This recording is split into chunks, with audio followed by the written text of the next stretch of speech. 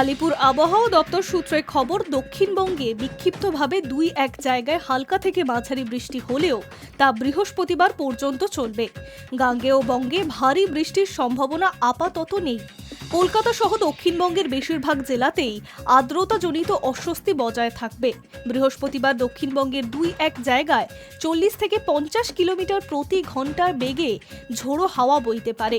দক্ষিণবঙ্গের জেলাগুলিতে ভূপৃষ্ঠের কাছাকাছি শুষ্ক পশ্চিমা বায়ু থাকার কারণেই আবহাওয়া মূলত গরম এবং আর্দ্রতা থাকবে। পূর্বাভাস হাওয়া অফিসের।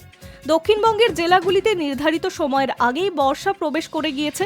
মঙ্গলবার উত্তরবঙ্গের ওপরের 5 জেলা দার্জিলিং, কালিম্পং, জলপাইগুড়ি, কোচবিহার এবং আলিপুরদুয়ারে বজ্র বিদ্যুৎ সহ বৃষ্টিপাতের পূর্বাভাস রয়েছে। বাকি 3 জেলাতে হালকা থেকে মাঝারি বৃষ্টির পূর্বাভাস রয়েছে।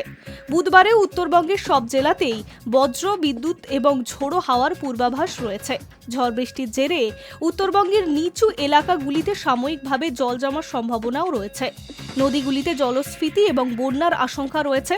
দার্জিলিং এবং কালিম্পংয়ের পার্বত্য অঞ্চলে ধস নামার ও আশঙ্কা রয়েছে।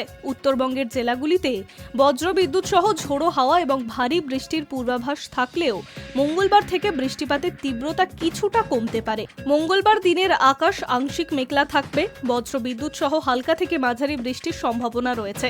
দিনের সর্বোচ্চ এবং সর্বনিম্ন তাপমাত্রা যথাক্রমে 37 ডিগ্রি এবং 29 ডিগ্রি সেলসিয়াসের আশেপাশে থাকবে। High News network.